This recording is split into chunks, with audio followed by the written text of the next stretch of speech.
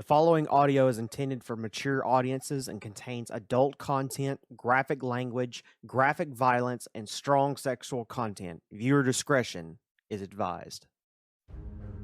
Welcome back to Fedora, everyone. My name is Tony, otherwise known as Slate. I am here with my friends Mayhem. Hello.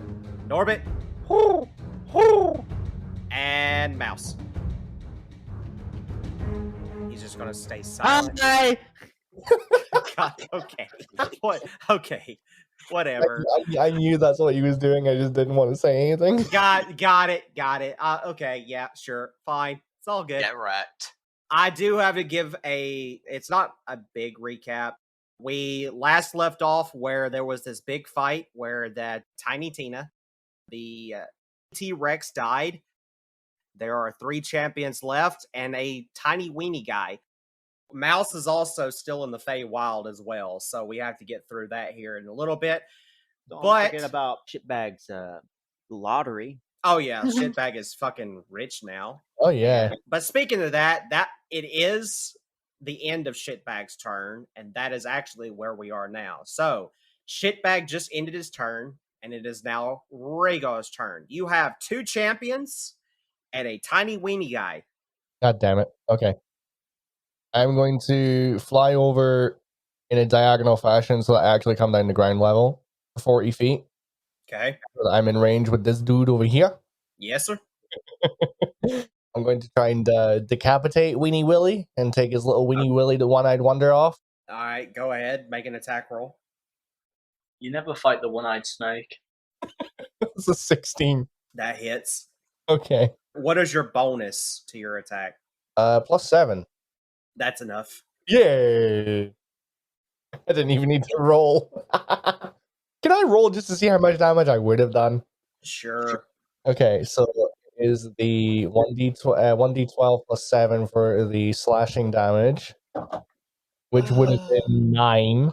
Yep. You've got the 1d6 for the necrotic, which is 4, bringing it up to 13. He needs to make the Constitution saving throw as well, just for the shits and giggles. Let's just see if he failed.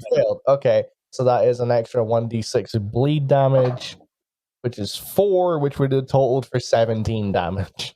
Yeah, that's enough. Stop hitting my tiny weenie guy, okay? Let's just be clear. I am decapitating his weenie, the one-eyed Wonder Willie. Sure. All right.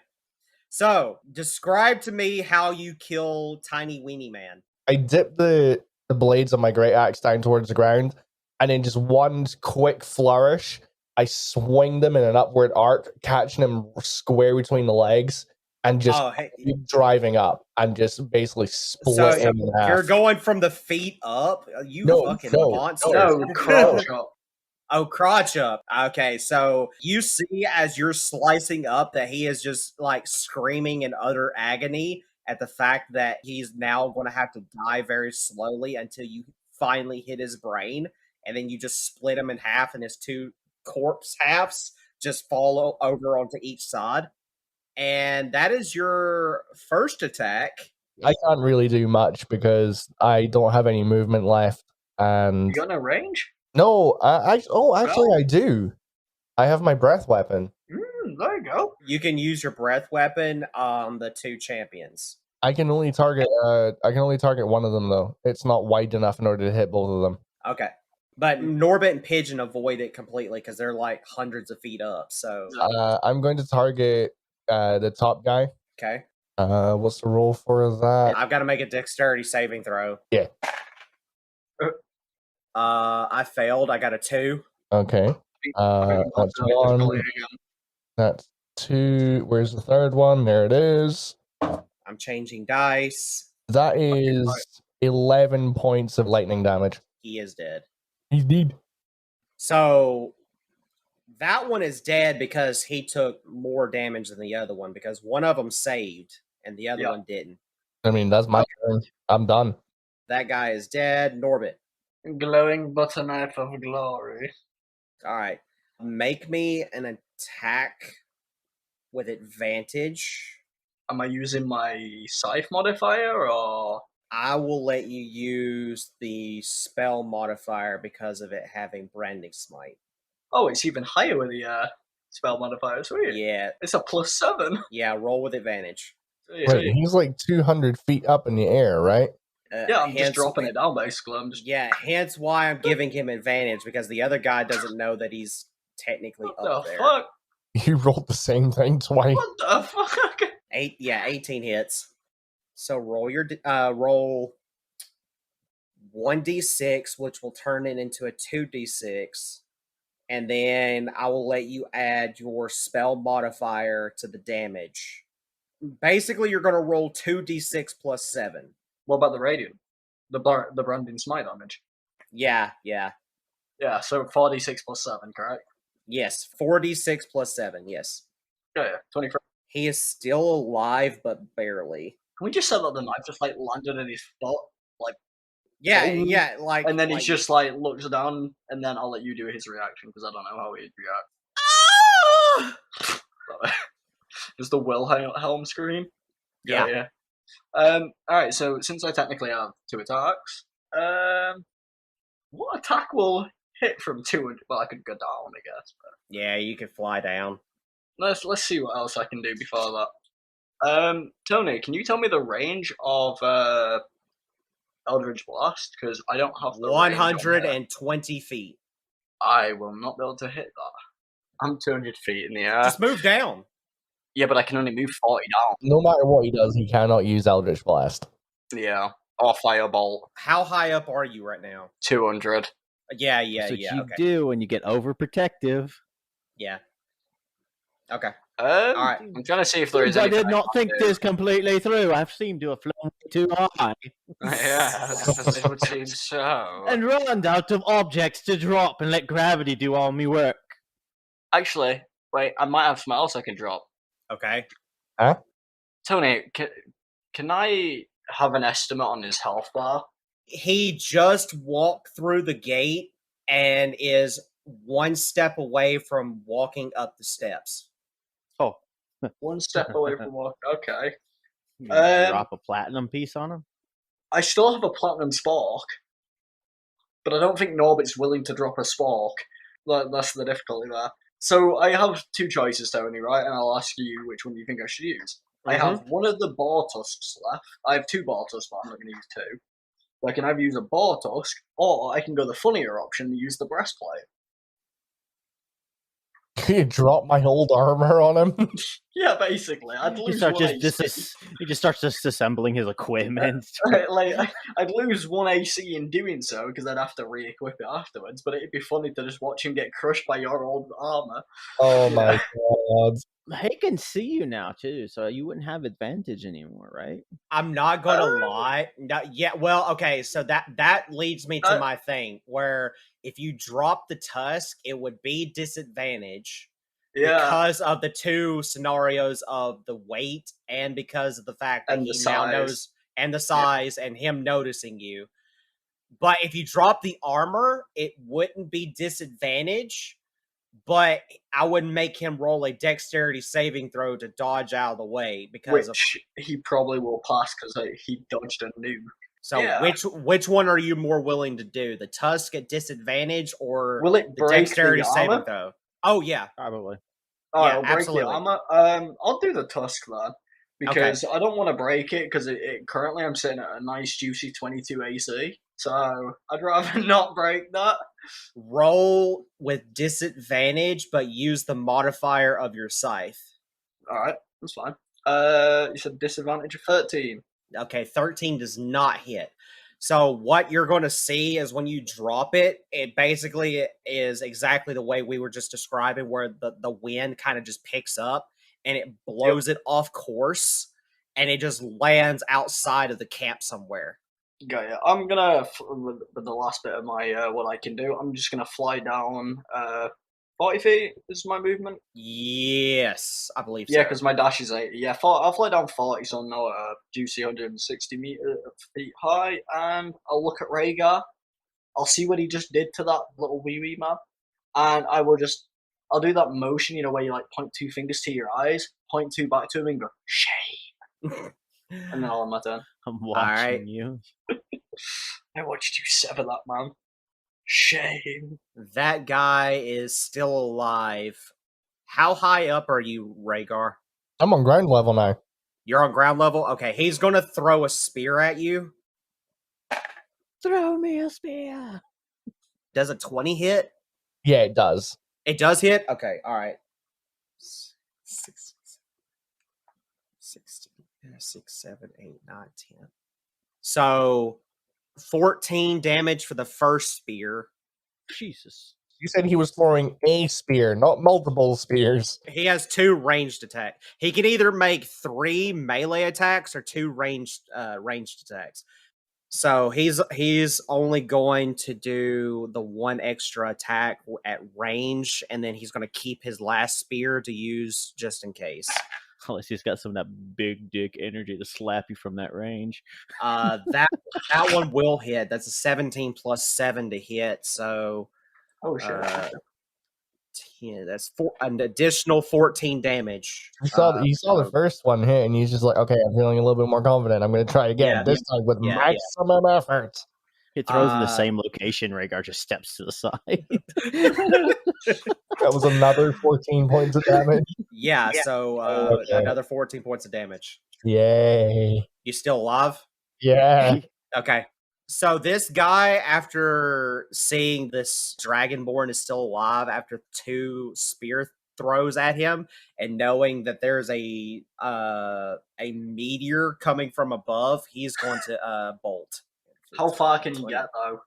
30. You got that? No, I've got to go there. Oh, that's fine. Because Okay. we need to kill him, Mayhem.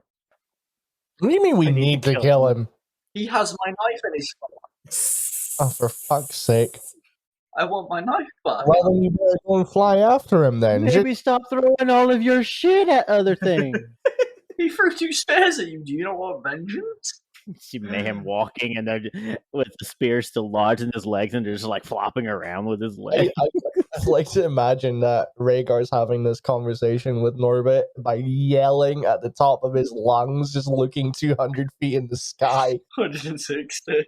He's like, I'm feeling fine. Why don't you just dive bomb and fucking get him yourself, bitch? That, a matter of fact, that's exactly what I'm going to do. Is like after he finishes his turn, he's going to come back to see you screaming into the air. For those that do not remember what happened in the last 2 sessions, I don't remember what happened in the last session. So Mouse got transported to what is known as the Fey Wild. He was there. He went into what is known as the Winter Court to find that the entire castle that he transported to was overrun by shimmers that were kind of dormant and in a sense. He managed to get to a tower that was lit up to find that one of Mouse's, Rhaegar's, and Norbit's saviors by the name of Malachi was being tortured by Adam. Mouse saved Malachi's life after Adam left. Malachi and Mouse transported to the Summer Court, where Malachi stated that he has no idea like how long Mouse will be here because he doesn't know what his situation is, but he would be willing to take him through the town to let him get any supplies that he needs and go and talk to the king and queen of the Summer Court and try to figure out a way to send him back home. But currently you're in the Summer Court, Mouse. Uh-huh. And you are in the market district. And the castle for the king and queen of the Summer Court is not too far away. Right. So what do you do?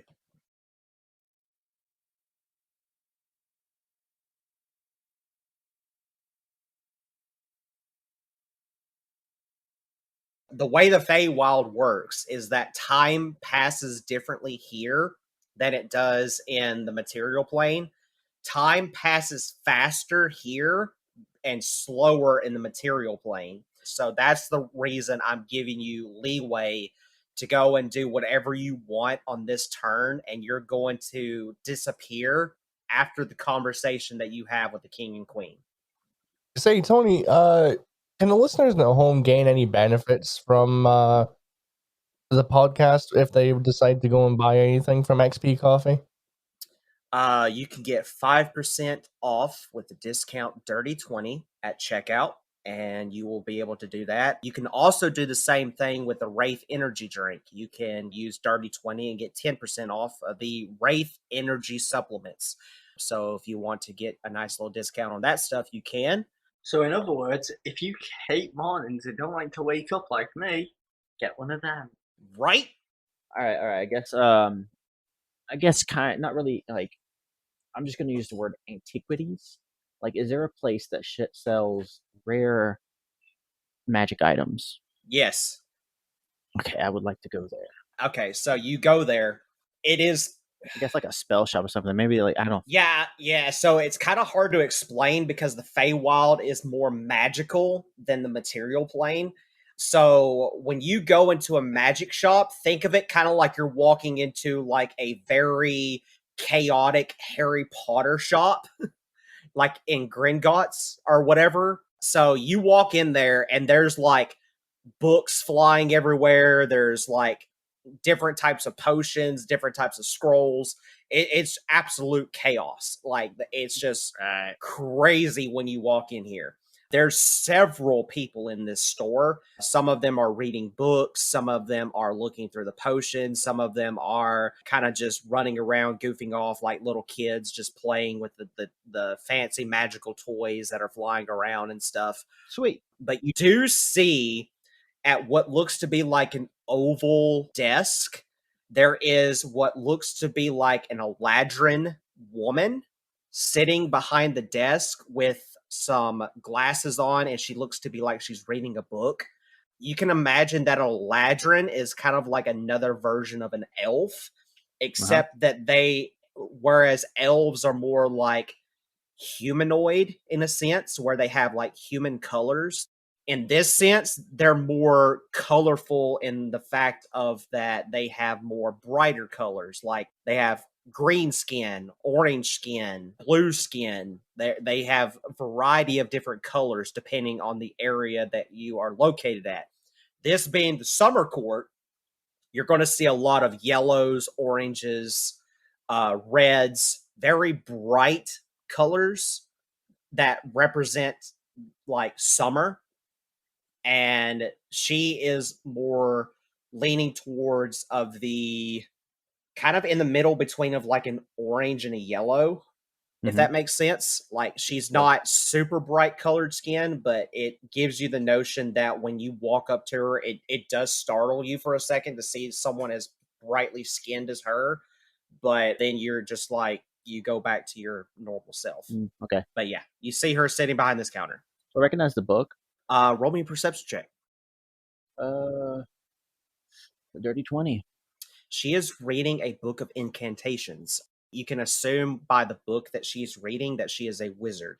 What is an incantation again? Incantations are like spells that you could see in like a wizard's book. So it'd be like just wizards have this thing to where they keep a spell book on them at all times. All right, so she's reading a book on these. Yeah, so she's reading a book on this, yes. So I go up to her and I gesture to her. I go, "It's like, find anything interesting?" She looks up and she's making that face that, like librarians do when they look up from their glasses to see over top of their spectacles, but it's like hanging on the bridge of their nose. And she just looks up and sees you and goes, "Huh, you're not from around here. That's rare." You got anything else as rare? Several things, depending on what you're looking for. Tony, where do the souls go of the dead when they die? Depends on the actions. Not this world. The material plane? Mm-hmm. Okay. It's kind of like the normal world where it depends on the actions that you committed while you were alive. So if you did good, you go to like your form of heaven, depending on if you worship any gods. If you did bad, you typically go to hell normally. But there's also some homebrew shit that you guys have not got into yet that relates to that very topic. And that part I will not answer for you. But typically you can get the gist that Good people go to heaven, bad people go to hell. What about medium people? That's small, so we don't really care about the mediums. Okay, I'm gonna whisper this to her. Okay. What if I wanted to talk to someone that's long gone, someone who's not alive? If I had questions that needed answering, I could do that. what do you mean you could do that? I'm looking for something that lets me do that. So you just want an item that will allow you to do that whenever. Yes, not really whenever. Maybe a one-time use. It seems a bit. I don't know. Seems a bit far-fetched. It's just a thought. If you don't have it, that's fine. Oh. Or else. Hold on a second. You see her get up, and she moves in such a way that to the naked eye, it's almost like she's not moving at all, if that makes sense. Like, it's almost like she's gliding, but she's not moving anything else. It's okay. Take your time. No rush. But she's actually going really fast. So she actually gets there pretty quick. But to your eye, your perception, it's almost like she's just like teleporting there almost. You see that happen. You wait a moment. She comes back, and she has in her hand what looks to be like, it's almost like a witch's orb where they go and do like a scry kind of thing. Crystal ball. So it's almost like a crystal ball, but the ball itself is not crystal at all. In fact, the ball itself looks to be like it's made out of almost like a ruby. Oh, shit. And the pedestal that it's sitting on has arcane runes that have these various symbols that you're not familiar with. Okay. She places it on the counter in front of you and say, "Is this what you're looking for?" I don't know. Just let me talk to the dead. Roll an Arcana check. Ah. That will be a probably bad roll. That's okay. Have faith in my rolls. I would like to use a luck point. Yes, sir. Wait, can I use a luck point on that? You have one left. Too critical. Yeah. Yeah. Okay. All right. So this item does exactly what you want it to do, but it does it in a very, very, very, very specific way.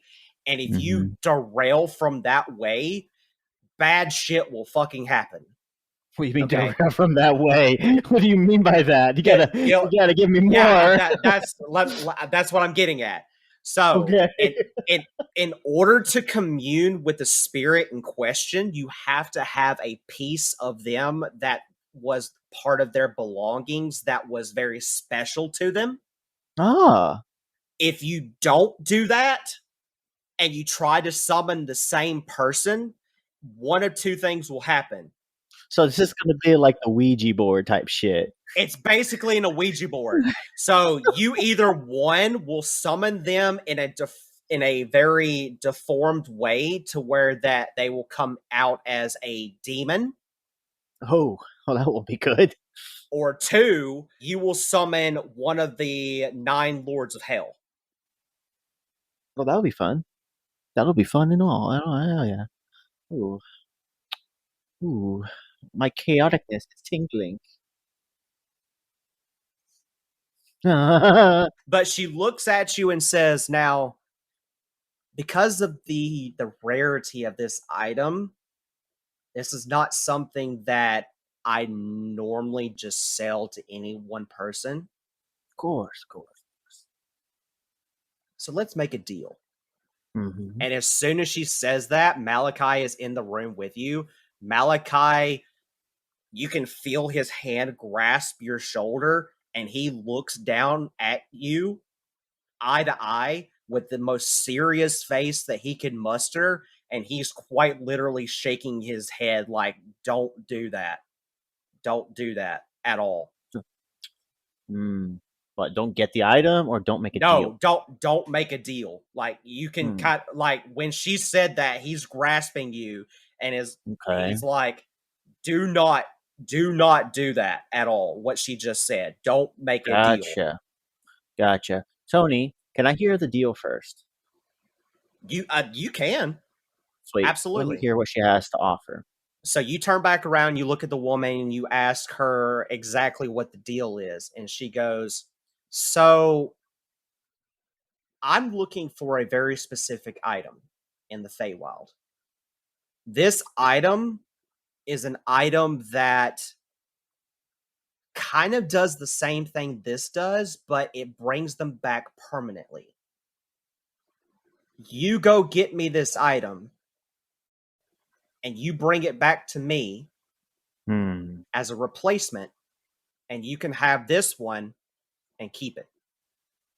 Okay. Question? Yes. Okay.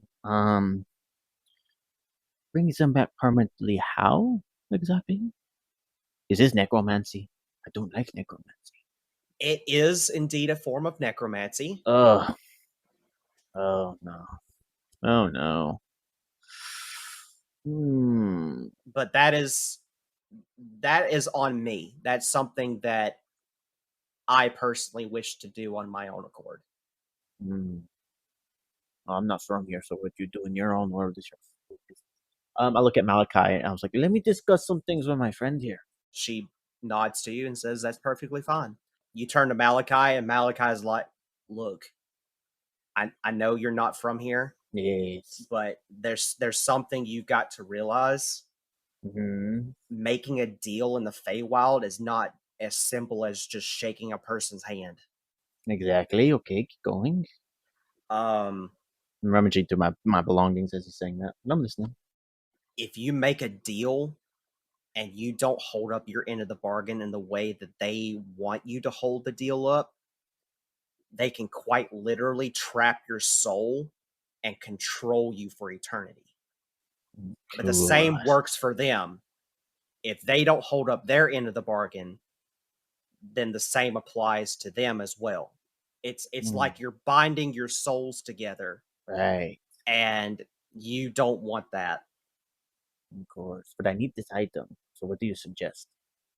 He looks up to her and says, is there anything that I can get you other than the deal that would satisfy you? Oh, you like, okay, so that's the plan. Get her something else. Okay, cool. Tony, Yeah. the black ethereal crystal in my pouch. How important is that? Which one? The black one.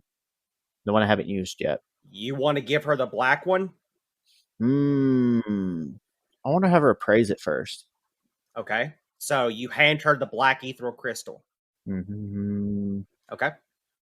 She looks at it and says, "I don't know where you got this from. I'm not going to ask. It's none of my business." Hey, I get everything fair. I don't steal. Or at least I don't get caught stealing. Sometimes. I again, it's none of my business. But this is not an ordinary magic item. This is, quite frankly, I'm not even strong enough to cast this level of magic. Right, okay, and that's what I don't know what kind of magic is this exactly? This is a crystal it holds the spell power word kill. Okay, I grab it back from her. It's like, let's just tuck this away deep inside my bag now, and I just shove it back down in there. I'll go on top under everything. Okay, just put that bomb away. Okay, you never saw that. Hey, I'll tell you what though, and she looks to Malachi and you and says, if he doesn't want to strike the deal, I'll take that crystal as payment, and you can have this. They're of equal value. I can assure you that the appraisal is the same, and I can give you an item to cast Zone of Truth if you want to make sure of that. But those two items are of equal value, and I will trade you that crystal for this. The thing is, though, as long as I have it, I know it won't get used. I mean, that's on you. I'm just, I was asked a question by your friend here as to something that would be of equal value. That crystal is it. So either you can take the deal and go and find the item in the Fey Wild, or we can just have a very simple trade. No questions asked, no discussing it with anybody else. I take the crystal, you get this item, we walk away, deal's done. Let me discuss some things more with my friend here. Come here, guys. She says, yeah, that's fine. He turns around. Malachi looks down at you and says, I'm getting a really bad feeling if I give her these crystals. I mean, that's how the Fey Wild works, man. Like, it's the way that people work here. It's either you strike deals or you have a lot of money to just blow, which I don't know about you, but I don't have enough money to buy half of the shit that's in this building. How much is the ball?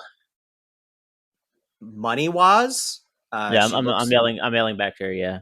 Yeah. So she looks at you and says, "Oh, give or take. I'm assuming you're using regular gold pieces, being not from around here. So if we're going on the equivalent of gold pieces, I'm going to say about 50 to 100,000 gold pieces." Interesting. Ooh. Yeah, I definitely don't have that money. I'm talking to Malachi now. Let's see. You say don't make a deal with her.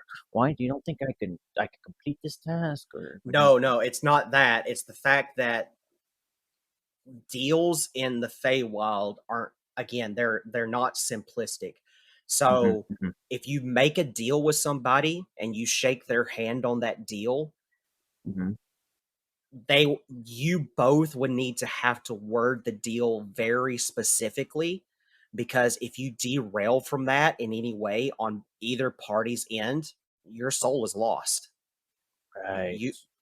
So it's not as simple as like saying, "Oh, I'm going to do this task for you," like in the material plane where you're doing like a quest for somebody. It's not as black and white as that. This is more of a gray area. Right. And I don't know personally how long you're going to be here in the Fey Wild. Right. But if you don't come back, if like suddenly you just poof out of existence for whatever reason, and you don't come back to the Fey Wild, like that, man? Why do you say it like that? I don't know. I mean, crazy shit happens here all the time. Like I've seen some really weird shit in the Fey Wild. Okay. I got you. So if it just so happens that something like that happens to you and you're not able to complete your end of the bargain, you're done. So this item that you're wanting me to go get, or you're hoping I would go get, or whatever, where exactly am I going if I take the deal to get this item? She says the Winter Court. The Winter Court. Oh, fucking hell. Not that place again. Question. Exactly where is this item? She giggles a little bit and says, "Honey, if I knew that, I would have already had the item in my possession." So you want me to search the whole Winter Court to look for one item? Again, it's just a deal. Right. I'm very happy to take that crystal off your hands if you don't want to strike that deal. But if you don't want to part with the crystal, how long are you? What kind of a time frame are we talking about? Because if you don't know where it's at, and I'm going on a goose chase, if I'm going looking for something that you don't know where it's at, and I don't know where it's at, and she thinks about it for a second, and she says, "I'll give you a month." A month. Interesting. See, the thing is you know I'm not from here. And my friend here has made a good point that time runs, like, things happen all over the place, and time apparently runs differently here. So where I'm from, we're faster. I look at Malachi when I say that. Am I right? Am I thinking about that right? He nods his head. Yeah, he's like, no, you're not lying. See? That's my offer. I'm giving you a Interesting. month to Yes, find this item of course. in the Winter Court, Uh-huh. or you can trade the crystal. And that's it. If you trade the crystal, no questions asked. No ulterior motive, no nothing like that. Just that crystal for this one. Right. All right. Because it is very important, more important, and I pull out the crystal than this ugly ass, yet slightly beautiful, but still ugly ass crystal. I will trade it. And I place it on the counter. She slides the sphere towards you and she says, I appreciate the deal.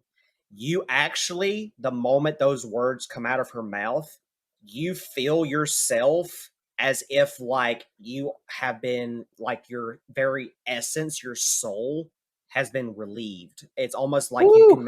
you can now relax for the first time in what feels like an eternity.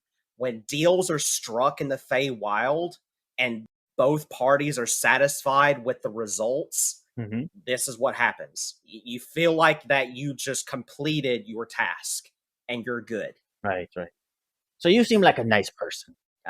She I slide the orb into my my pouch. There was a time where I was a much better person. Oh, wait, you are not a good person now? I was thinking you were a good person now. Gosh, you must have been a saint before. No, well, technically, yes. I used to be a cleric. Yeah, I can see why you changed. Clerics are boring. She laughs and she says, "Yes, yes, they are." Okay, so I need to get some potions. Do you carry potions here? Yes, yeah, absolutely, and you can spend gold on those. Those are just your standard prices, so no deals have to be made with this. But she gestures over to the far left wall and she says that entire wall is nothing but potions. They're categorized by the rarity of potions. Starting from the left, you have your more common potions until you get all the way to the right and you get to your more expensive legendary bullshit potions that nobody can afford, but just sit on my counter and collect dust. I like dusty bullshit potions. Let me take a look at your dusty bullshit potions. Actually, I think I'm just gonna look at the more expensive and then just start downgrading until I feel satisfied. Sure. Oh man. Okay. We're gonna go to. I'm gonna pull up my list of potions. Oh god, he's got a list. I have a full fucking list. We're gonna start with legendary, and Let me hear something fun. you want something fun. Something that might catch my eye, that you think it would catch my eye, that you can just be like, oh, this is what this does. And I'd be like, tough. Okay. Oh no. Okay. Oh no. I found a fun one. I found a really fun one. A fun one. We always like the fun ones. I will say that I will be surprised if Rhaegar specifically does not react vocally when I give you this potion. Oh no. Oh, here Okay. we go. Challenge accepted, DM. Okay.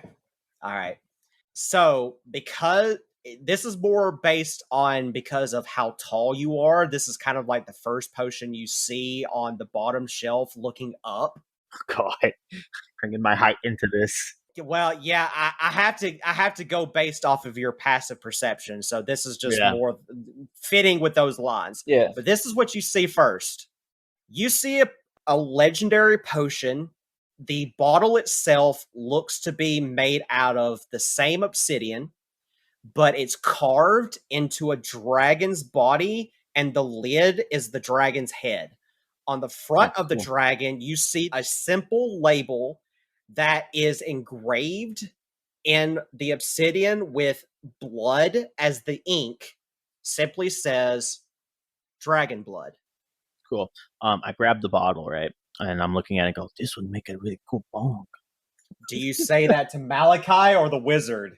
Yeah, I said it out loud, just looking at the bottle. Okay.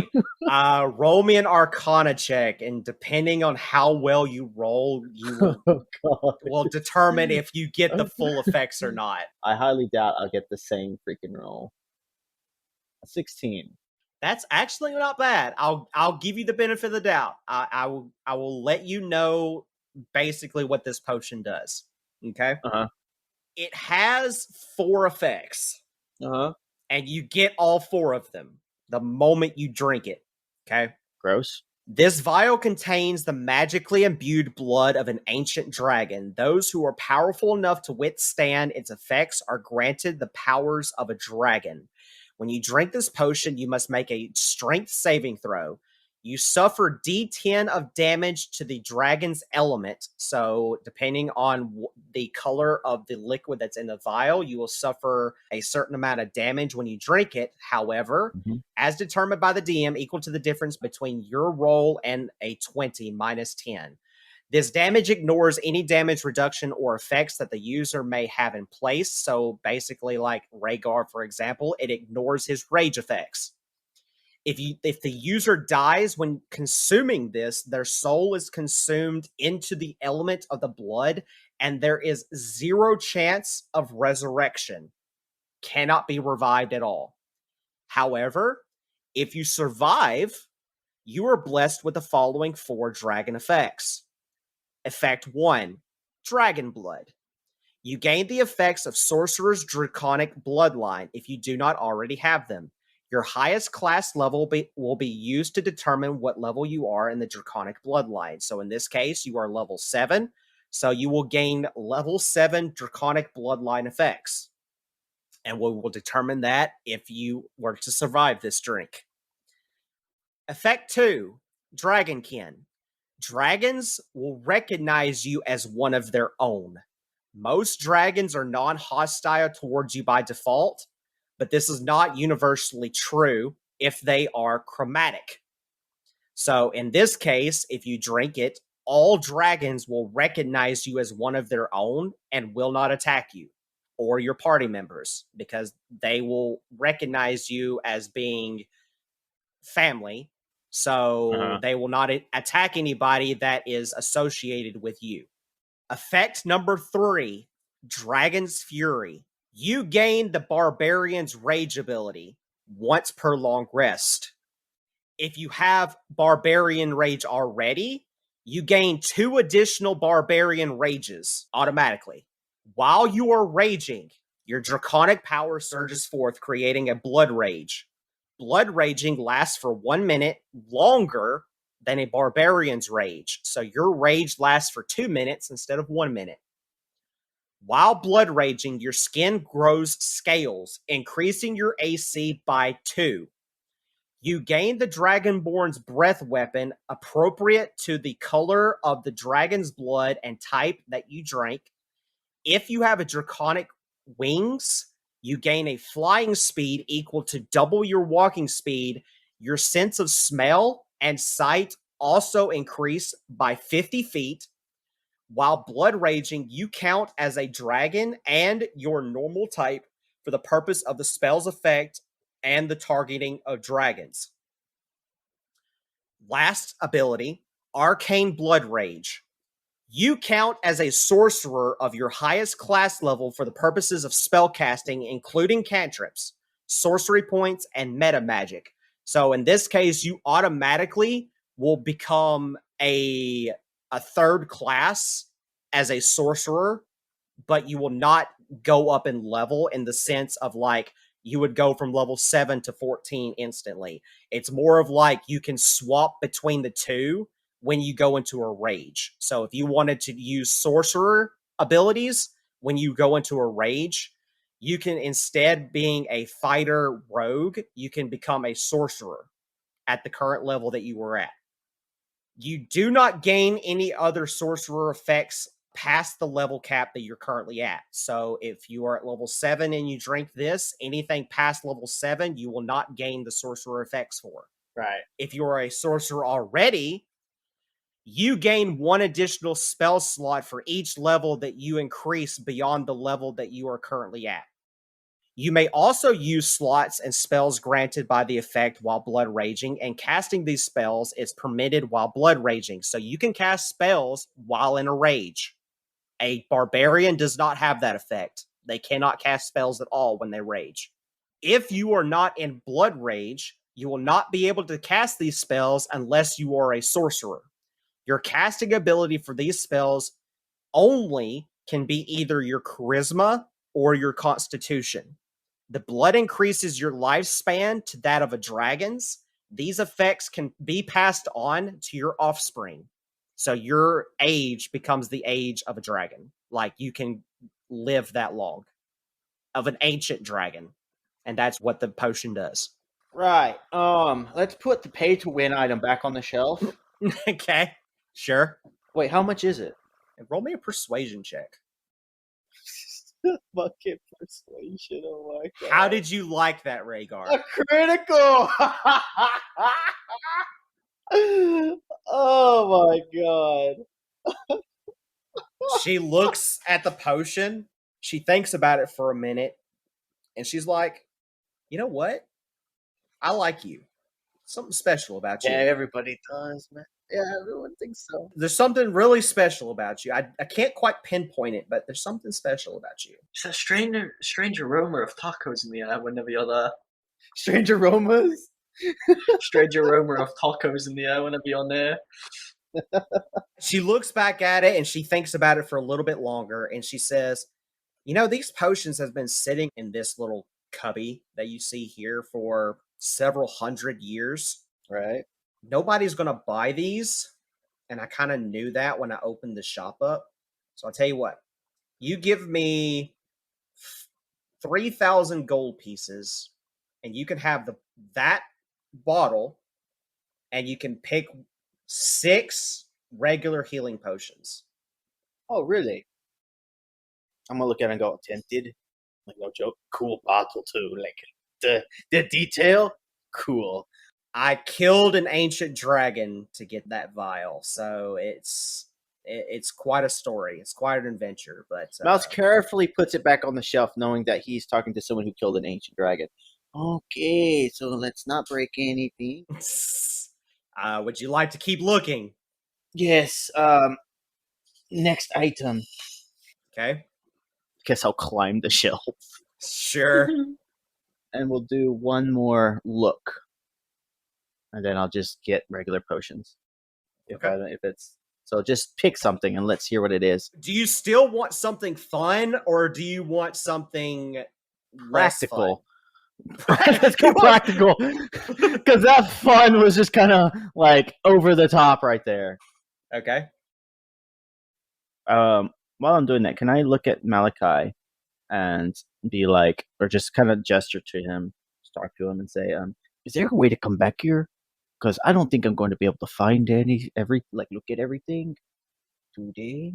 I mean, again, Malachi looks at you and says, I don't know your situation. I don't even know how you got here. So for me to answer that, how did you get here?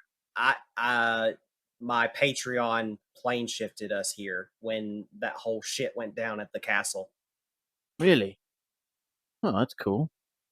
I wonder if Mother and Father could do something like that. I mean, they're gods, so yeah, they could very easily do that. I'm not going to speculate, though. I'll ask him. Come back to this place again. I like this place. Okay. This one is more practical. Okay. Okay. This one is quite literally called 42. 42? 42. This potion cures all poisons, diseases, and curses. Cures all of them. I want you to think about that for a minute. Uh-huh. Cures all poisons, all curses, and all diseases. Nice. Mm-hmm. No, being warforged is not a disease. No, it's not. Think about your appearance. I like my He likes horns. his horns. He likes his horns. Oh, he said he was getting rid of them. No, I wanted to get rid of being tall. I like being short. We got rid of the tallness, though. You already got rid of being tall, right? Yeah. So he has like tiefling horns as a mouse folk, but he's back to his normal size because he got rid of that. But this is a very special legendary potion that can cure any ailment, any disease, any curse, anything. Hey, DM, Yes. would you class death as an ailment? No, no. It specifically says that's the only thing that it cannot be cured from. It does say that. Yeah, it has to be something that when the person drinks it, they have to be still breathing, still alive. Yeah. How would it work on Pigeon? I don't think it would it? No, I because mean, technically he's half of me, but yet he's stuck in a different body. Wouldn't okay. that be classed as an element? So I'm going to answer that now. If Pigeon or Norbit were to drink this, they would revert back to their normal form, their original form. So he would become a drow elf again. Yeah, but how would that work on Pigeon? Pigeon would no longer exist. Huh. So it's just a way to get Pigeon to be gone. Yeah, so you would still be an artificer, and you could still summon a familiar like an artificer would. Yeah. But he wouldn't be Pigeon anymore. He would be just a machine that you can control and do whatever with. He would just be an automaton. Oh yeah, that's weird.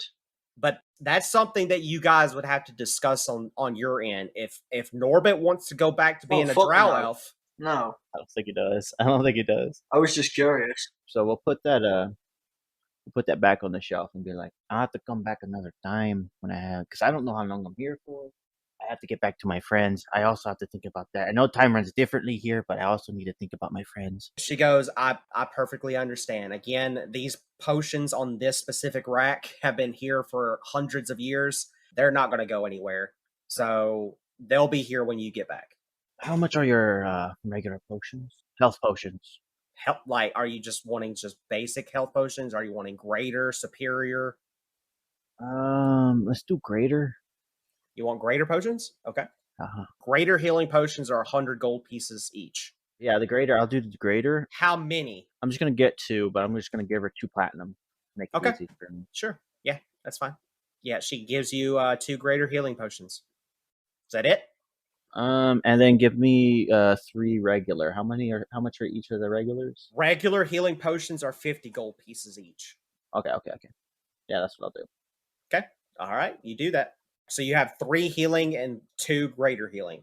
Sweet. Let's see, 3. Because I was out of potions completely. Yeah. All right. So Malachi looks at you and says, "Hey, if you're done here, let's kind of head towards the castle so we can go and see the lords right quick and see what they want us to do. Yeah. Hopefully they can fix her situation." Before we leave, I had one more question for her. Right before rather as soon as we're about to walk out. Sure. Any idea what I could do with a Hydra heart? A what now? A Hydra. I have a heart of a Hydra. You have a heart of a Hydra? Oh, not on me, but I do. I do own one. Have. Well, that depends on what you're wanting to do with it, because typically speaking, I use a heart of a Hydra to teleport to different planes. Good to know. Thank you. You have a great day. I'll see you again. And she waves at you, goes, "Okay, bye." So you leave with Malachi. Malachi takes you to the castle keep, where it's beautiful here. Like the further up the city you go towards the castle, the more life you start to see, if that makes sense. You start to see more flowers blooming, more trees. It gets really, really, really pretty here. Mm-hmm. But you get up to the castle and you walk through the castle keep. You see the guards standing there. They're all Eladrin, different shades of colors, different sizes, different builds, all that stuff. Right. Takes you down a couple of corridors. You finally get to the main castle room where the thrones are at. At the end of the hallway, you see 2 thrones. One is where the queen is sitting, and she is actually sitting on the highest throne. She is sitting on the highest pedestal. The king is sitting at the one below her. So it's kind of like she's sitting at the very top, and then he's sitting right in front of her, like on a stairway, basically. So in Mouse's head, he's thinking, So she wears the pants. That's exactly it. Mm-hmm. Yeah. So in the Fey Wild, Mhm. in the Fey Wild, queens hold higher authority than kings do. Mm. So the queens in the Fey Wild are the superior being. They're the ones that control everything. And it's for a very good reason, because what I'm about to describe to you. As you get closer, you see on the queen's head, you see what looks to be like a crown of thorns, but it's not just any crown of thorns. The crown itself looks like that it has quite literally embedded into her skull. It's forming a crown that is digging itself deeper and deeper into her skull, and it's coming out in these intricate designs to represent the summer court. So you see like different rose blooms, different types of flowers that are surrounding the thorns, but you can tell that even though this is a representation of her power, her stature, if that makes sense, this crown is also a curse. It's not something to be taken lightly. It's something that if you were to try to put this crown on, some very powerful shit would happen instantaneously, and there's no way of getting out of it. Once you put this crown on your head, that's a done deal. You're stuck. You have to abide by the laws of what this crown tells you to do, basically. Gotcha. As we're approaching, I look at Malachi. It's like, is there anything I need to know? Do I kneel? Do I bow? Do I? He says that there is a bow that we have to do, but I'll follow your lead then. they will notice that you're from the Fey Wild, so just kind of follow my lead a little bit. It doesn't have to be perfect. You mean material, right? Material plane, yes. But he says just follow my lead. It doesn't have to be perfect, but just do the best that you can. These two people here, they're very kind people. They're very Oh, understanding. Good. I was about to ask. I was starting to get all clammy. I will say this is just a word of warning. They're also very erotic. You'll see when we get closer. You make your way towards the two of them. The queen is the one who stands up first. And she stands up and she does a gesture that you're not familiar with. She takes her left hand and makes what you can presume as the OK sign, and she turns it and bows towards you with the OK sign at her chest, and then she raises herself back up and then gestures by taking that same hand and raising it up into the sky as if to form a open palm. Malachi repeats that same process, but instead of his left hand, he uses his right hand, and instead of raising his hand, he puts his hand as if to put it over his heart. Oh, I do the same. You do the exact same. Roll me a performance check. Oh no! Would you like to see a trick?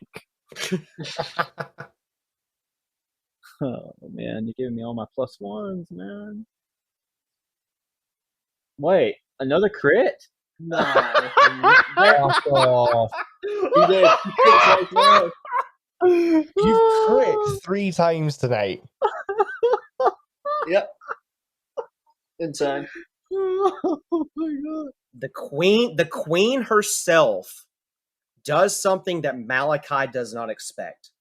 She walks down the stairs. The king gestures and stands up with her and holds her hand firmly. They both walk down to you. They do that thing, or she does that thing where she lifts your head up to look at her, but very gently. She then rubs with her hand on the side of your face in a gentle manner to show a form of compassion. Oh, that's nice. She looks down at you and says, I have been on this plane for thousands of years. I have not once ever heard nor seen your kind before, so I am assuming you are from the material plane or some other plane, but you are not going to lie. You are very intriguing and you have piqued my interest.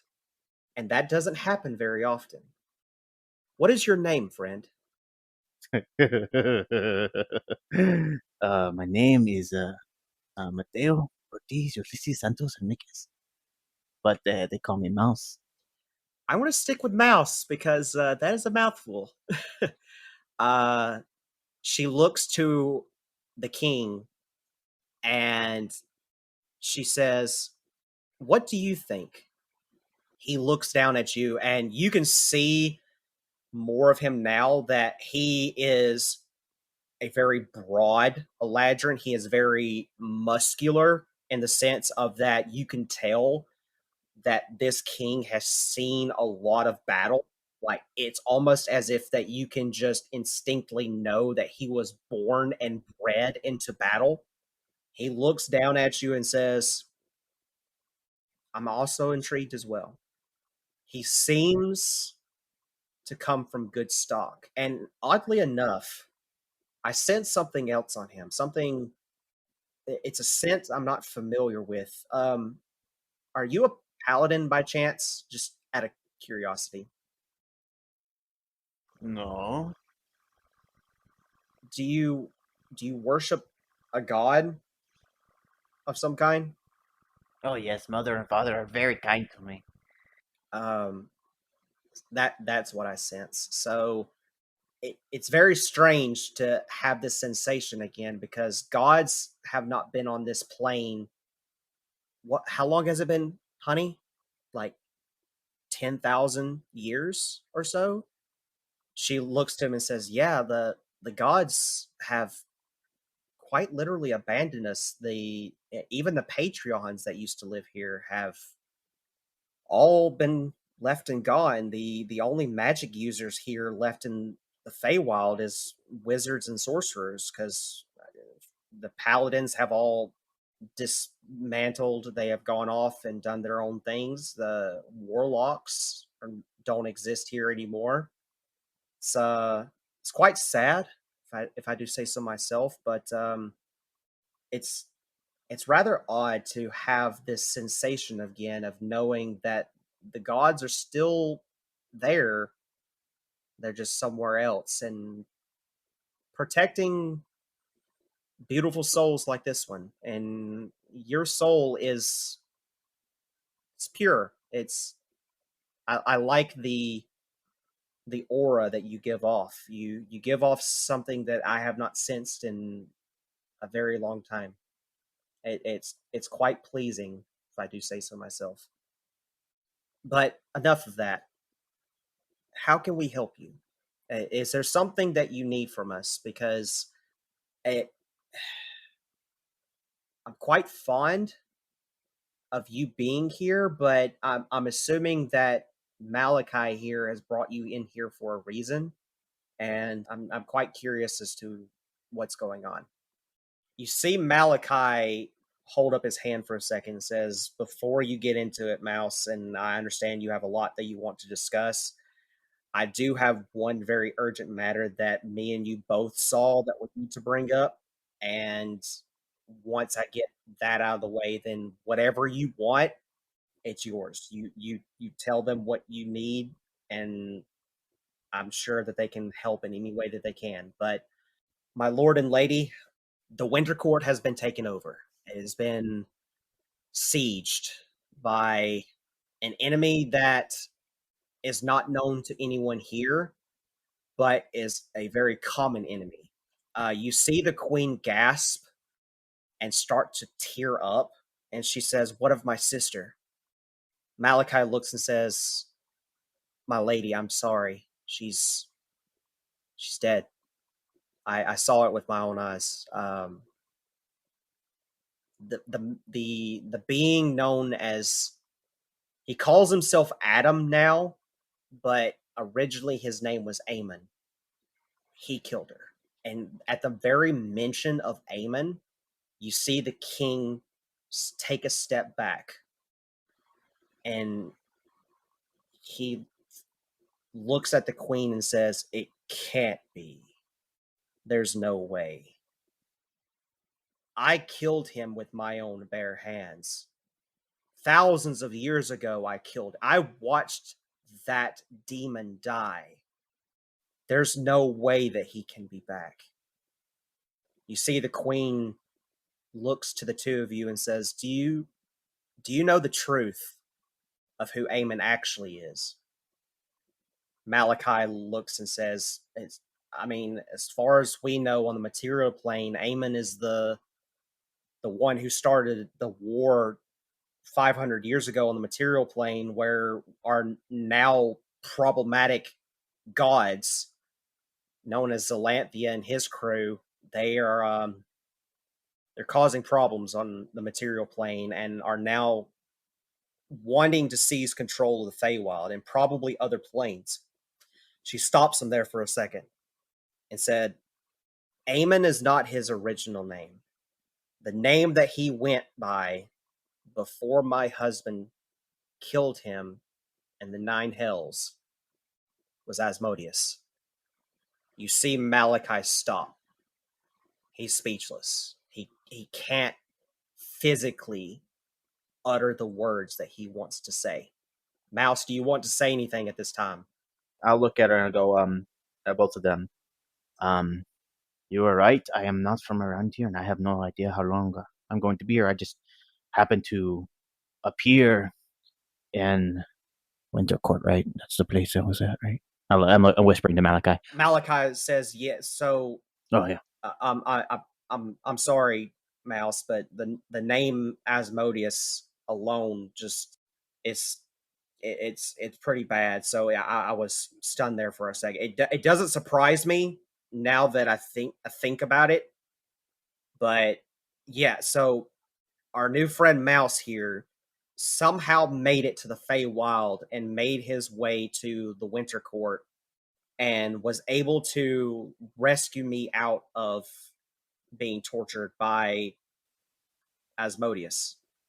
As He didn't seem like an upstanding guy. I mean, it's bad hospitality. Malachi looks at you and says, do you even know who Asmodeus is? Like has Father not told you who that is? Has Father told me who that is, Tony? Roll a religion check. Let's see. +1.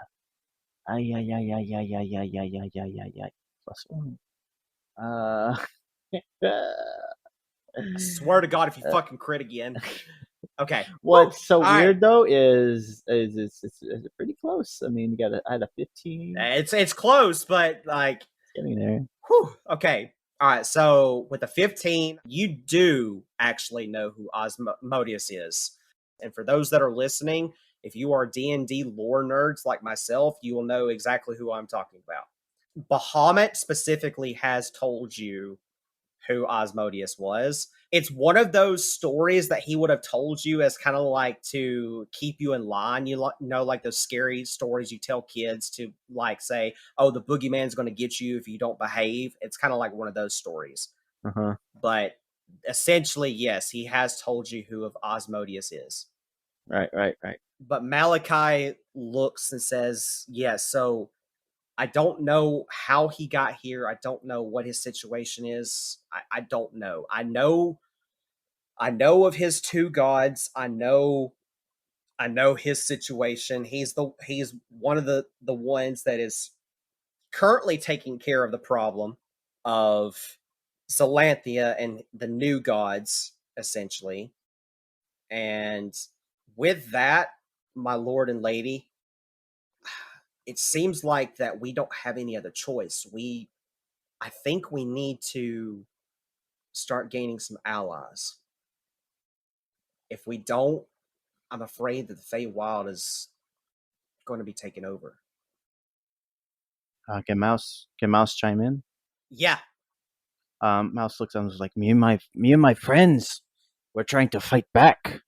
In fact, that's where I was before I just appeared in a very dark and cold corner of whatever the fuck Or was that? She does that like laugh that like somebody of authority would do, somebody who has a high status of power.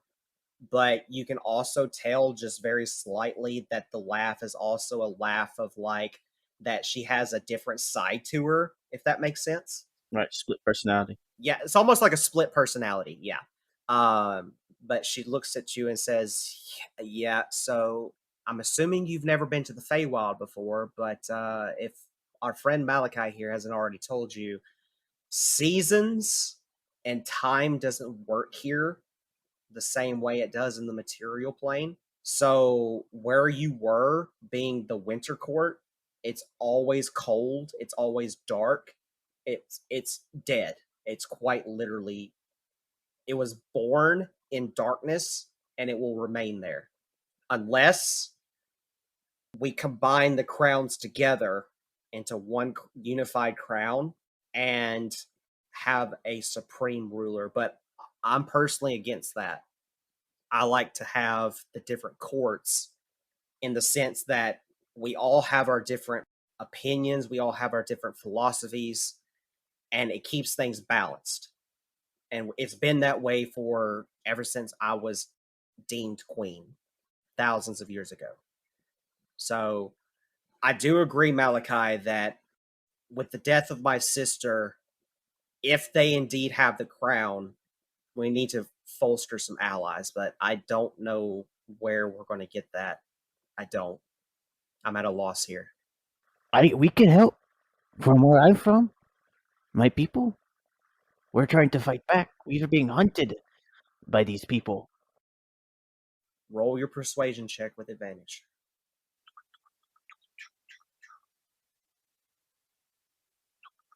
I don't know why I look. I know it's a +1. I'm done. I'm fucking done. Oh, yeah, baby. I'm fucking done. crit. I'm done. I'm fucking done. Oh, yeah, baby. This How did is she do it? this is Mouse's This is a night. good night. This is a good night. Oh shit. She looks to you and says, I trust you. I really do. I believe every word you're saying to me. But do you have that kind of power? Do you have an army like that to aid us if needed? I have a family, a really big family, and we look out for each other. She looks at you and says, "May I?" And she holds her hand out to you. Okay. Do you touch her hand? Yes. You see the crown start to move and her eyes glow with a reddish hue.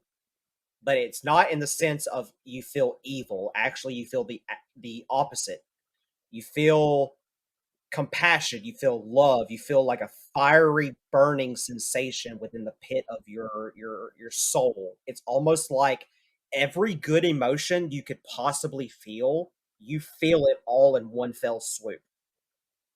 You can see through her eyes and she can see through yours. She goes through your memory and she's looking for something. You instantly know what she's looking for and you show her the way. You hold her hand and you guide her on the path within your memory of what you want her to see. You get there. And I have been waiting for this. 4 Nat 20s deserves a moment like this. There's no other way that I can ignore this and not describe what you guys see. You and the queen get to it's a spot you know very well. It's at the base of the top of the mountain, overlooking the mother tree. And what you see is the following. The queen looks down and sees a city that never sleeps. Some might not call it a city at all. It's a matter of perspective. Indeed, if you were given an instant to stand over the city, you would hardly find any qualities associated with any cities of old. If you were granted such an instance, you would be standing on a field overlooking the grandest tree of all. stretching to an unknown horizon and back, as far as the eye can see.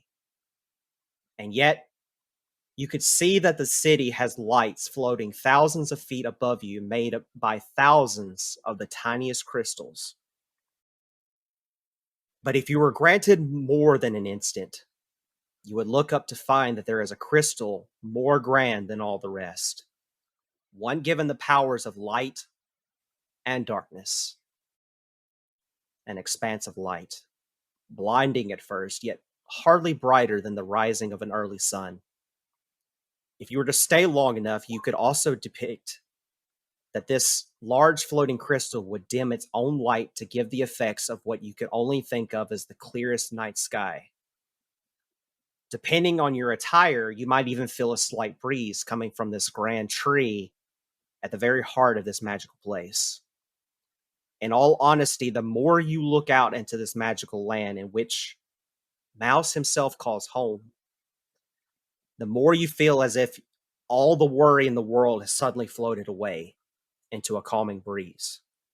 It's also here that at the very heart of the tree is what looks to you as the clearest waters that anyone has ever seen.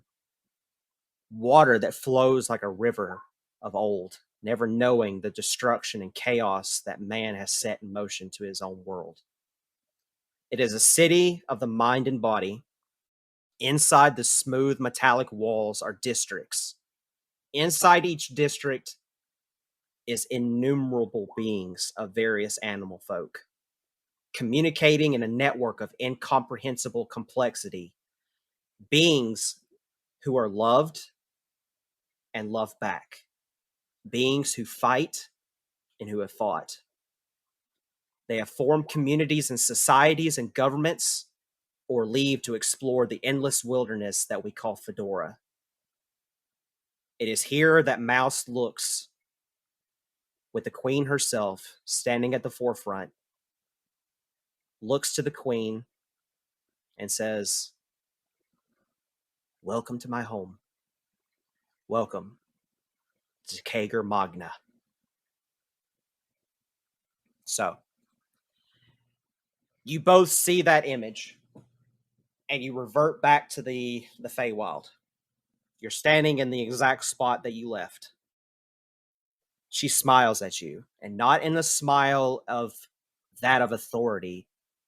She smiles in a way that almost like a very close sibling would make, someone who has deep love and affection and compassion and wants to see you succeed in every aspect of your life. She relays that in a simple smile to you. She looks back to the king and says, "We can trust him. He's very special." And it seems that your allies are also very special. I caught a brief glimpse of them during the memory lapse. Your friends Rhaegar, Norbit. I'm very confused about the Chihuahua and the fact that his name is Shitbag, but I'm not going to question it. I'm certain there's a really long story for that one, but and then how unoriginal is the robot pigeon thing in him being named Pigeon? Like, I don't understand that logic. I just it's something I can't Delpho. I can't grasp that knowledge, but from what I have seen of you, Sir Mouse, Mateo, you are somebody that I can put my absolute faith and trust into and never have to worry. So I'm going to strike you a deal. And this time, Malachi looks to you and he nods. She looks to you and says, "You have shown me a great many things, things of which that I will never, ever forget in the many years I have left to come. If you help me, with my situation when the time arises, I will owe you a favor. And that favor can be in the form of anything that I am physically capable of giving. And she holds out her hand. What do you do? I take her hand. I agree. You watch as this arcane aura surrounds the two of your hands together and forms into a chain. The chain doesn't feel as if it's harming you or doing anything negative towards you, but you can also feel that what you just did is a contract binding worthy of your very soul. It's something that you cannot take lightly at all. This is something that you cannot avoid. And if you try to back out of this agreement, which I don't think you will, but if at some point you try to back out, Mouse will be done. Eternally. There will be no coming back. As the arcane chain removes itself from her hand, she steps back. She does the bow to you again. And as she lifts her head, you're gone. You revert back to the exact spot that you had left. And you revert back to hearing Rhaegar go, "What the fuck was that? What are you dropping shit for?" Oh! Do I see him running off? You see the guy running off, and you see Rhaegar looking straight up into the sky at whatever the fuck is going on, yelling in the sky.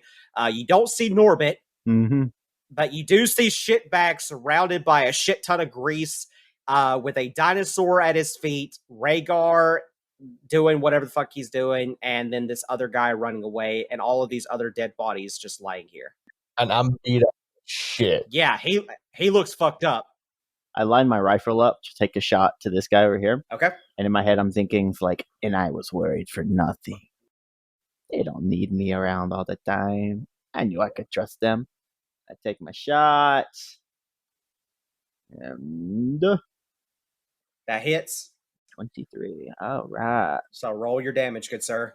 I'm not gonna lie, see if you'd rolled a crit on that, I was going to scream. I would have fucking left. That is a 16 plus. He is dead. A 1d6 for sneak damage because I'm still in sneak. Yeah, you're still a sneak, but the 16, he is for sure dead. You blew his head off. So, Rhaegar, you hear the sound of a gunshot. You turn just in time to see that Mouse is back, and he does that thing where he pulls his rifle up and blows the smoke off the end of his barrel, and then he just shrugs his shoulders. I just look over and go, "Where the fuck have you been?"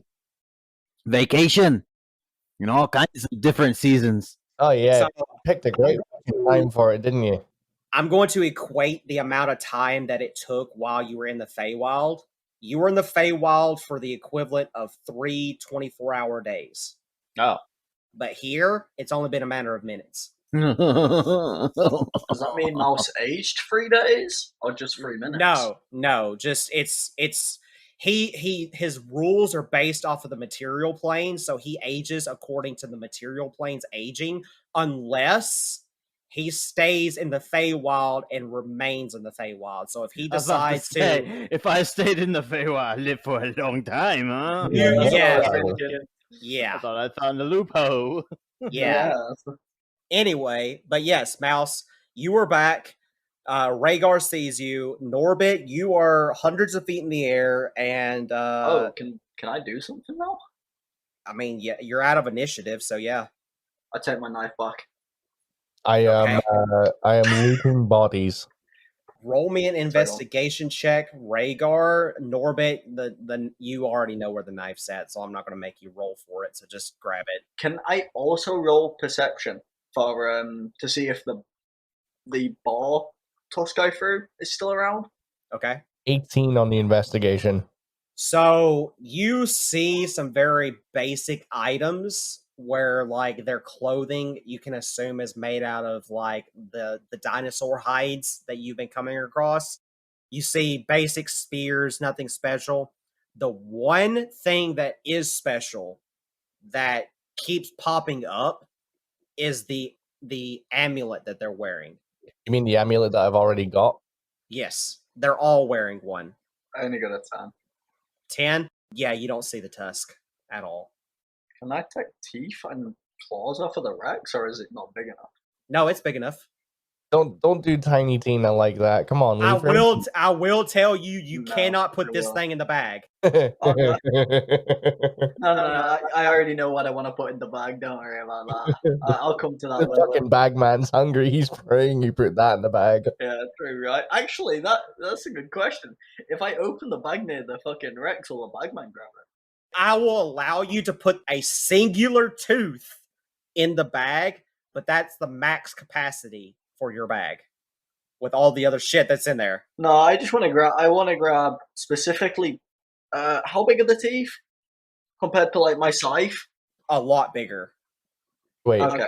I want to try and grab 2 teeth and 2 claws. Okay, roll me a nature check, and depending on how well you roll will determine how much of that I give you. Correct. I'm fucking done. fuck me. Yeah, take your teeth and take your fucking claws. Thank you. You're welcome, sir. Hey, this is an insight into how I was feeling last night. I'm very depressed. Miles is gonna reload. So, Rhaegar, the only thing that stands out to you is the amulet that you keep seeing on all of them. Okay. Shitbag tries to wobble over in the grease and slips a bunch of times to the T-Rex, and then just takes a piss on the T-Rex and is like, yeah, that's right. Stay down, bitch. I'm just gonna look at shitbag and go, hey, respect the dead. Don't be a dick. Yeah.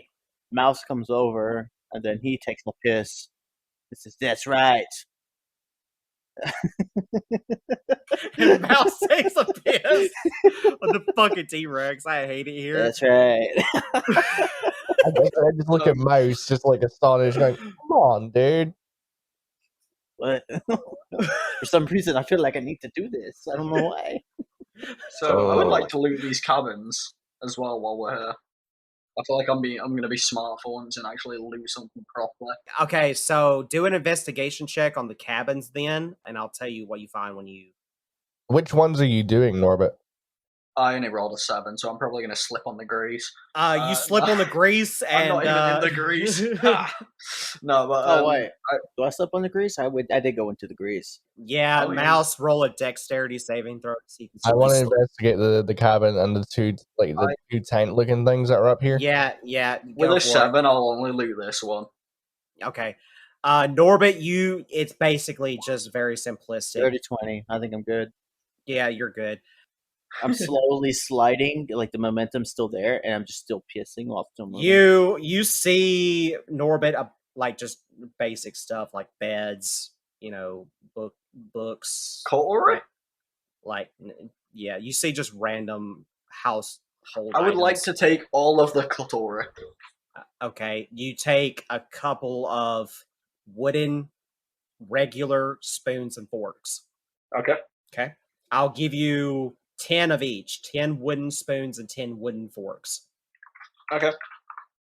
Mouse, you succeed on the dexterity saving throw. You don't slip in the grease. You kind of expect it at this point, and you're able to walk around. In fact, I'll say that the grease at this point is pretty much gone, so I'll just delete it. Rhaegar, I swear to God, did you actually roll that? Did you actually roll that? I've been muted this entire time because I've been laughing my ass off. For those that don't know, this is the 1, 2, 3, 6th nat 20 I've gotten this session. This is the first one from me. Rhaegar, Yeah. See, if you say I don't see jack shit, I'll fucking kill you. She 10 and 20 wooden spoons and four. Okay, so you walk in, Rhaegar, and you see it looks to be like it's a very haphazard office, but it's kind of like an office. You walk in, you see a stacks of paperworks. You see a common name on all of the paperworks. The name is Dr. Elias Crackett. And you see that the reason the name is on there is because these guys have been tracking the doctor, and they're tracking him because he's looking for a very specific item that these guys want in order to please their god. And you already know, after having expected the amulet, of who that god specifically is. Do the documents mention what the object is that this guy is looking for? No, it doesn't mention the object. It quite literally just says sacred relic, and that's all it is. Okay. You said Dr. Elias Crackett. Elias Crackett, Elias, last name Crackett, Krackett. Okay, I spelled that wildly differently, but that's absolutely fine. Okay. Yeah, so you see that name pop up multiple times. You see that it's records of these people that have been tracking him and his group, because that group is looking for a sacred relic, and it's underlined the word sacred relic. And the doctor is looking for this relic. You don't know why, but these people are also looking for it, and they're wanting it for a completely different reason than the doctor's wanting it for. They want it because of the fact that they want to give it to their god to please their god. So what do you guys do? I would like to tell my party about the raw I heard. Okay. Oh yeah, you didn't relay that to us. Yeah, I didn't Yeah, relay that. so like there's a lot that you guys need to relate to one another. Yeah. So I'm gonna let them know about the raw. I'm gonna say rough guess that it was about 2 days away. It sounded very fucking hefty. That's me being generous in that wording. Also, there's a camp with some old dude about how far away was it, Tony?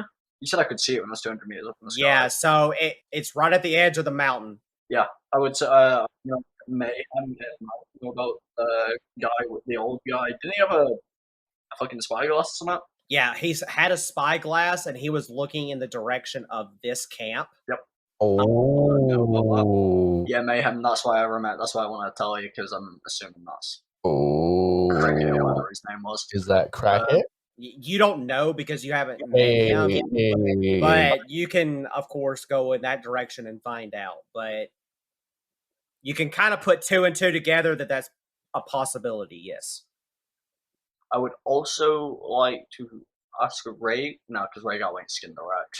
No, I'm gonna leave Tiny Tina alone. You don't even want Rex meat? I mean, I've got boar meat and I've got 9 days worth of rations. Technically, I've got 11 days worth of rations. I'm good. But Rex meat's so much better. You know what, Tony? I would like to put a little bit of Rex meat in pigeon in the cage in his chest. Okay. As well as a little bit of skin. Roll me another nature check, and I will tell you how much you get with that roll. 18. I will give you enough Rex meat for 2 days ration, and I will give you enough skin to use to make a piece of armor. Okay, that's fine. Okay. Yep, I'm done then. That's me completely out of options. Okay. Rhaegar and Mouse, is there anything you want to relay information-wise? Nope. Mouse? Wait till we're in the safety of wherever the fuck we were originally heading. Okay. So, you guys have an option. Do you want to go and inspect the camp that Norbit mentioned? Or do you want to use this camp as a base camp and get like a long rest here? Norbit's gonna suggest we don't do that since I heard the fucking roar. It's up to you. Yeah, I'd be more inclined to find somewhere that was a little bit more secure. Yeah. So, do you guys want to go to the other camp? But we don't know if that's secure. You don't. I mean, we can start heading that way, but The only place that you know for a 100% fact that is the safest place that you know of is back in the Enclave, where the animals are at. so we have Enclave or Camp or here. I'm down to either Enclave or the other camp. We can go with the camp. I'm good. We can fight some more. I'm down. I would ideally like to get a long rest because I am pretty beat up at the moment. No, we can rest first. Yeah, we can go to the Enclave real quick, rest up, and then. Wait, aren't we actually closer to the other camp, Tony, if we go back to the Enclave? You're about halfway in between the two of them. Right. Well, I'll say for mayhem's sake, we'll go to the Enclave, we'll rest up, and then we'll head to the camp. Sounds like a decent plan.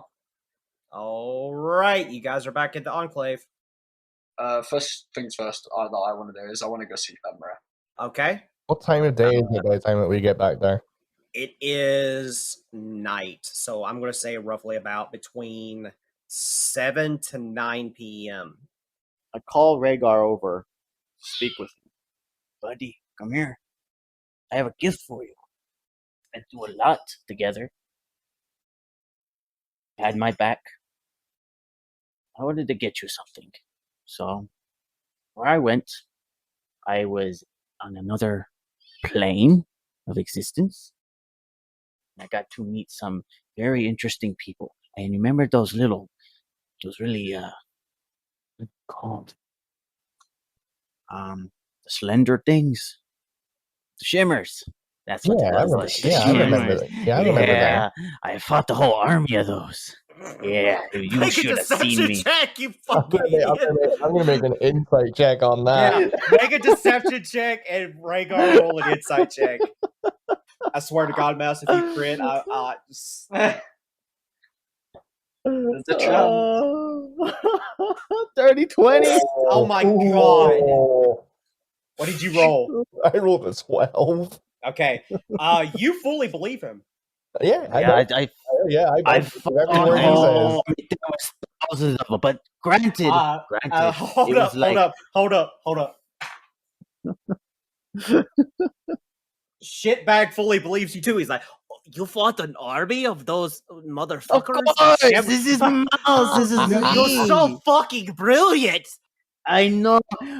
Granted, it was thousands, but granted, it was nighttime. You know how they are at night. You know, they're not good in the dark. Oh yeah, that makes total sense. Yeah, I was blasting shots. I was just almost ran out of ammo. You had Almost. to take out over like thousands of these things? I was shooting so many at once, man. It was going through them. Like, I mean, come on, they're pretty practically so weak in the dark. I was like shooting glass walls, you know, and hitting other glass walls behind them. You should have seen me. But besides that's not why I called you over here, you know. No, I should tell that story to that fish. Well, anyway, I'm getting distracted. I wanted to give you this, and I pull the ruby ball sack out of my bag. Okay. Ruby ball sack out of that.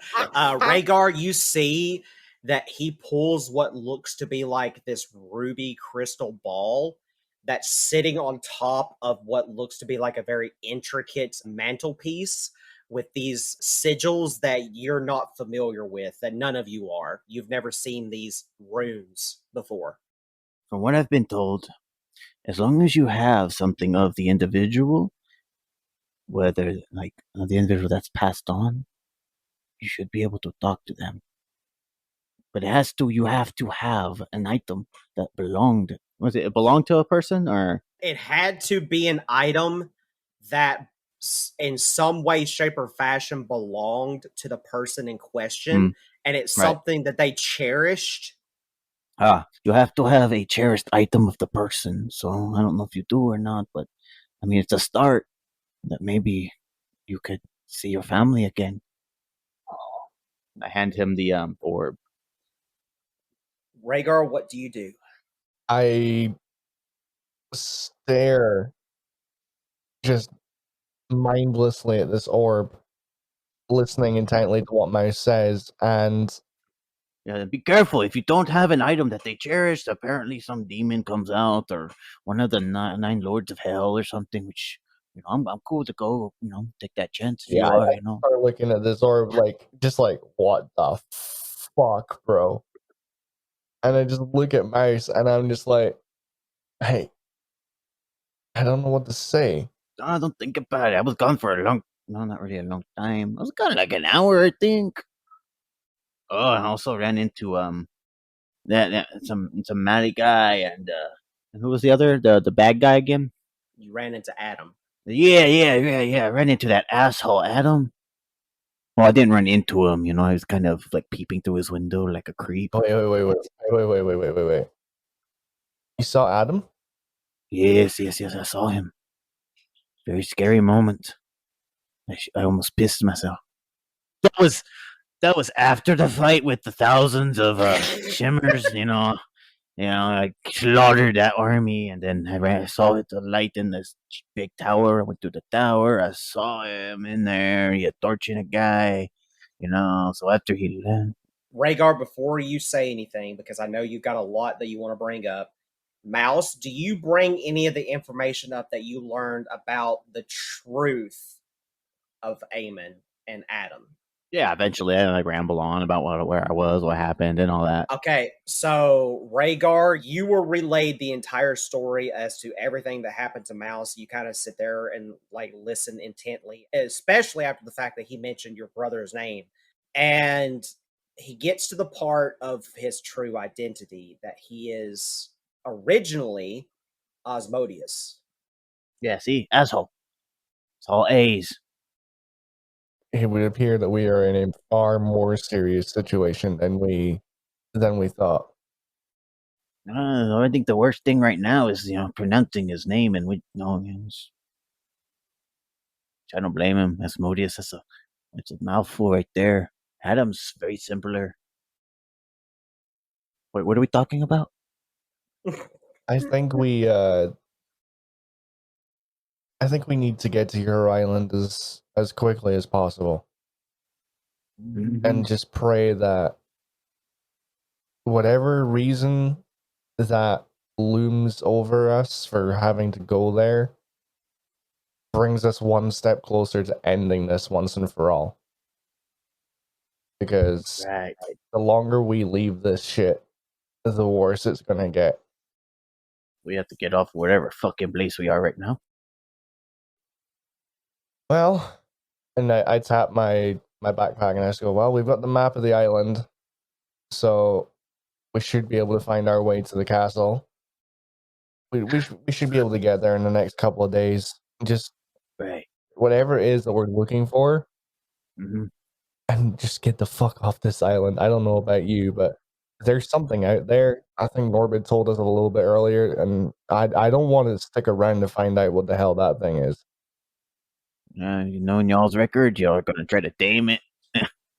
Yeah, you guys always trying to bring in more animals. We don't need no more pets. Stop bringing in pets, right? Okay, I only have so many rations. And why is that bunny holding a staff? It's going to kill me. It's because it knows how to use it. But the bunny and the squirrel or the fox is not in there at the moment. It's just the three of you. Rhaegar, I'm going to ask you very specifically, and I'm going to allow you what the remainder of the time we have now. Do you want to use the item?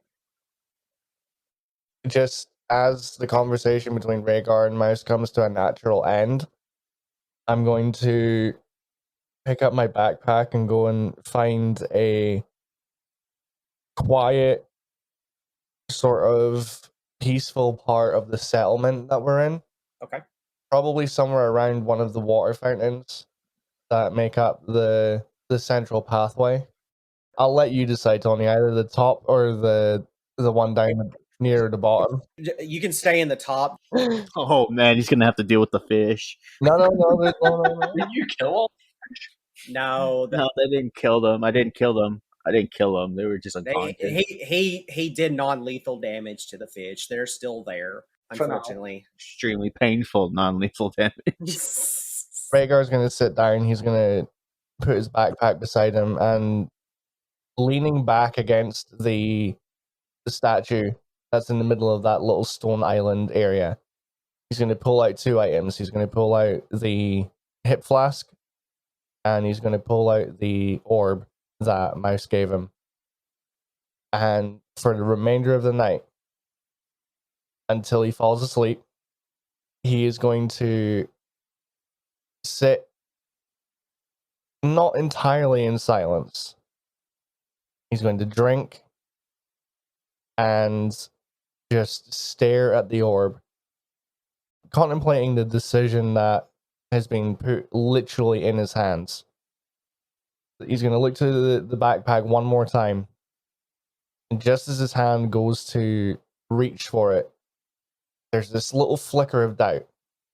Almost like he doesn't know whether or not what he has on him will work. And he doesn't know whether he wants to take the risk, judging by what Mouse told him, is potentially summoning one of the 9 demon lords of hell.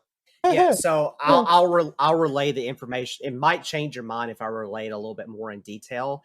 It only does that if you try to summon a being using an object that the being is not familiar with. So, for example, let's say that Mouse tried to summon his sister using the hair off of Shitbag's ass. It would summon a demon lord from the 9 hells. To be honest, I'm pretty sure if you plucked a hair from his ass, it'd summon a demon lord anyway. Well, it gives the point across, right? Summon something. So it gets the point across, right? But if you use an item that you know that you have and you're very detailed and specific as to exactly who you want to bring forth, the item will work. But again, it's a one-time use. Yeah. Once you use this, it disintegrates. It's gone. It's done. The magic is wore away. I'm going to save that for next session. Okay. If you're going to save it, I'm going to make you make a roll. Oh no. This is something that even with his crit, he did not roll high enough for. Oh no. Rhaegar, I need you to roll me a wisdom saving throw with disadvantage. It can't last in the Imperial world for long. Fucking Adam's gonna fucking appear and just like push me inside the crystal. Roll and you will find out. Okay, with disadvantage, that is 15. You fail. Oh shit. Oh, shit. Now, I want you to listen very intensely as to what I'm about to tell you. Hi guys. You're not dead. You're not. Yes. But I want you to listen vividly as to the very exact words that I'm about to relay to you as you fall asleep and you have this object next to you. You have a dream. It's a very vivid dream. Do you remember when you were in that mirror room and you and Mouse were at your farm and it was all black and white? Yes. This is where the source of that magic derives from. The magic that took me from the mirror room to my farm, that school of magic or that type of magic originates from this crystal. Yes. And it's necromancy. You find yourself in your cornfield. It is not black and white. It is just as vivid and just as colorful as you last remembered it. You're standing in the middle of your field. On one side, you see somebody facing away from you. You turn around. You see a smaller person facing away from you. Choose. So one of them is smaller, one of them's roughly my height. One of them is smaller, one of them is roughly about your height, but they're both facing away from you, and they both have a white cloak over them to where that you cannot see any of their features. Choose which one you go to. Smaller. Okay. You turn around and you walk. You touch the shoulder of the smaller being. You turn her around. You can tell it's Kayla, but she has no face. She's barren. She has no eyes. She has no lips. She has nothing. She is emotionless. She looks straight into your face. She grabs you by your waist and she starts to squeeze and squeeze and squeeze. She then lets go and she then disappears. And you're back at your house. It's at the moment of when it was in flames. You see Adam and the vampire dwarven maiden standing at the foot of the cabin. You look to them, but you see a third figure. You see yourself. But your figure is different than what you currently look like. Your skin is more of a dark blue. Your hair has become from a white color to almost like a gray, sinister. You look at yourself and you see yourself in their eyes. Their eyes are black, as if the very essence of what you know yourself as Rhaegar is gone. You watch as Adam and the vampire maiden just smile. They snap their fingers and they disappear. You watch as you yourself, your alternate self, pulls out a great axe. It looks exactly like the one that you currently wield.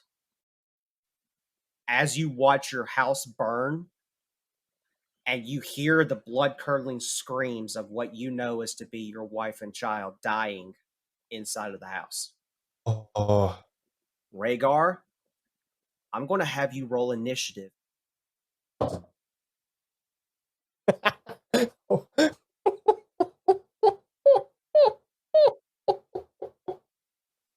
What did you roll? Take a wild stab in the dark, hot shot. Did you roll a nat 20? Oh, fucking. You did? Yes. Okay. I did roll a 19 on the roll, so you will get to go first in the initiative order, but you are fighting yourself. And you're going to do this alone. And that is the end of this session. Thank you guys so much for listening. I greatly appreciate it. I'm going to let my players in tonight's session and tell me what they thought. Just nat 20. That's quite literally what this fucking episode is going to be called, is when everybody rolls nat 20s. You get a nat 20, you get a nat 20, and That you was get a nat 20. fucking brutal. Points to the DM. You don't get a nat 20. Again, thank you guys so much for listening. We hope that you enjoyed this session. It was a very detailed one that was heavily role-played, and I quite enjoyed it. I did not expect to have to go that detailed because of all the fucking nat 20s, but it is what it is. So you guys got yourselves a little treat. And I hope that my players and the people that will listen to this episode have quite enjoyed it. Are you seeking some slick new gaming gear to add to your arsenal? Our friends over at Inked Gaming have developed their site into a one-stop shop for all of your tabletop gaming needs. From vibrant-looking dice to cleverly designed dice bags to sweet sleeves, playmats, and a whole lot more. Their site is rich with quality goods that will help you up your game. Team Inked has been a friendly, reliable supplier to the gaming community for nearly 10 years, and we want them to continue growing for the next 100. In fact, we love their products so much that they didn't even approach us to promote them on our podcast. We wanted to utilize our affiliation with Inked to let people know about their gear. So head on over to inkedgaming.com today and get your hands on some awesome gear that matches your game and your style.